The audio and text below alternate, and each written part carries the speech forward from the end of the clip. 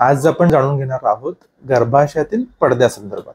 गर्भाशयातील पडदा म्हणजेच septum uterus, ज्याच्यामध्ये गर्भाशयाची पोकळी ही दोन भागात विभागली जाते.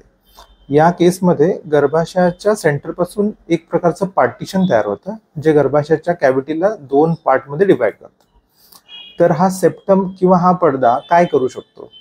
तर गर्भाशयातील पडदा हा नैसर्गिक गर्भपाताचं एक महत्त्वाचं कारण आहे. त्याचबरोबर सेप्टम युटरस किंवा पडद्यामुळं प्रेग्नन्सी राहण्यासाठी सुद्धा अडथळा निर्माण होऊ शकतो. तर ही गोष्ट आपल्याला समजणार कशी?